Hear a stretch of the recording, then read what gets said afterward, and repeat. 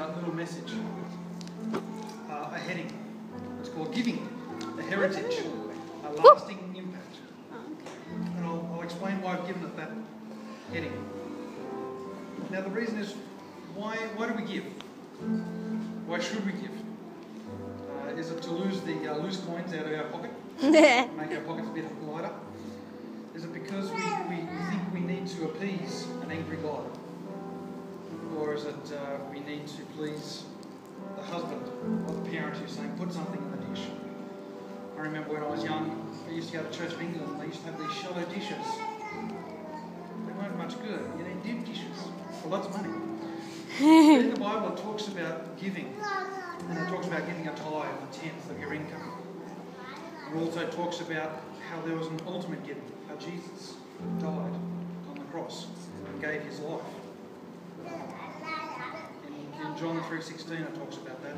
But in John 3:17, the verse just below it, which I'll read to you, it says, for God did not send his Son into the world to condemn the world, but that the world through him might be saved. And the world is talking about you and I, through Christ, might be saved or rescued or made whole. And if you don't have a goal as a believer, you can take the last bit of that verse and that can be your goal for life, your aim in life. Is that the world through Christ might be saved. And the word world, the meaning of world in the Bible talks about cosmos, the inhabitants. Yeah. Or another definition I really love because it was so in your face. It said the mass of people alienated from God and therefore hostile to the cause of Christ. The world. And that speaks of the present people, but also speaks of the people in the future. So what would happen if Christ came, died on the cross and said, okay, this is for the world, the people who are here right now. That's it. Well, I wouldn't have a chance. I wouldn't have a chance. I'd be still floating in the mess that I was. But I want to talk about heritage. And we see heritage throughout the whole Bible. I want to give you a definition. Heritage, that's something that comes to a person or belongs to that person by reason of birth. Like royalty, like if you're born into the Packer family, that's just by birth. It comes to you. The second meaning is a legal meaning, and it's something inherited by legal means. So when someone dies, you inherit something. In the same way Jesus died for us. He inherited all the promises, all the blessings. And the last meaning, which I like, is something reserved for someone. It's reserved for someone. It's held there, reserved for someone. It's a valued object or a quality that has been passed down. The word heritage. It's reserved for someone. It's a valued object or quality that has been passed down. And in Proverbs 13 it talks about heritage. It says, a good man leaves an inheritance to his children's children. And also in the Bible in Genesis it talks about Noah and how God saved Noah and the animals. Was it just to save the family and the animals? I don't think so. It's talking about a godly heritage that we can receive. And in the same way, Christ is the ark. He saved us from drowning in our sin, and we have to pass that on to others. But the whole idea I'm coming back to is heritage. And this morning I want to stir you up a little bit. I don't want it just to be a giving message where, okay, we're supposed to give because God commands us to give, and there's blessings in the Bible that God will bless us. This morning I want to stir you up a little bit. Giving, it's a heritage. It's a lasting impact, and I'll explain what I mean by that title. In John 17, I'll just read it to you. John 17, it's just before Jesus gets betrayed and goes to the cross. Jesus prays for himself. He prays to the Father, and then further on he prays for his disciples.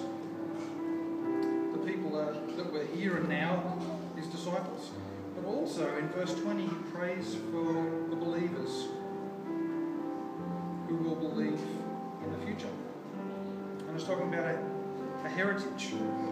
John 17:20, it says, I do not pray for these alone, but also for those who will believe in me through their word. Talking about the present and the future. So Jesus, we see, left a heritage for us by passing on the blessings, by dying on the cross, by giving us the promises. And I want to challenge you this morning. First of all, it's a basic challenge. If you're a believer, do you give? Do you give into the place where you call home? Every believer needs a home. It's like a tree. A tree needs to be rooted. If that tree isn't rooted and it's walking around and wandering around, it's no use to anyone.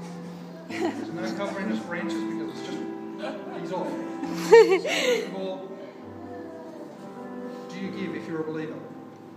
And the second question I've got for you, why do you give? And it's like asking a child, why do you eat? I'm hungry. I eat. That's it. But really, why do you eat? Well, I eat because my body needs energy. And that energy I need to go to work. Happily or sad about it. And then I need to go to work to make money. And then I really love my money because I've got to spend it on groceries, food. So I can feed my family and my friends and my neighbours if they come around. I've got a cracker to give them. So, why do you give? And that's the same with giving here. As believers, why do we give? In Psalm 127, it talks about a heritage from the Lord. I'll read it. Psalm 127, verse 3, it talks about the heritage. Behold, children are a heritage from God.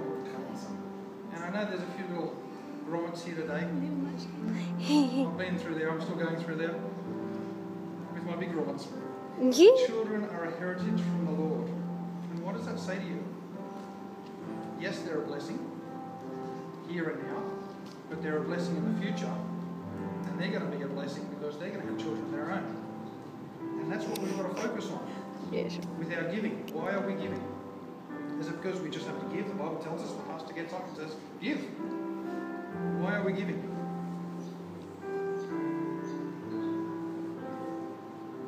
And my response is we need to give in order to set aside for the children's future and the children that we haven't seen in the future. We need to give and lay aside. So we need to build a place, a church, whether we're renting or whether we're buying a premise. We need to have a place of safety for those children who come in. We need to have an environment where they can grow and mature. And we need to build a heritage by giving. And we need to do that even if we drop off and fall off the tree. In 20 years' time, it'll keep on going. We need to build a heritage. So with my title, Giving, it's a heritage. It's a lasting impact. It's an impact where we show people about God's love. And it's a lasting impact where it keeps on going. Whether we drop off the tree, it keeps on going. That's why we give. To get that ball in motion. Like a ball rolling down, like a snowball rolling down a hill. It's bigger and bigger, but it keeps up momentum. And that's what our giving needs to do.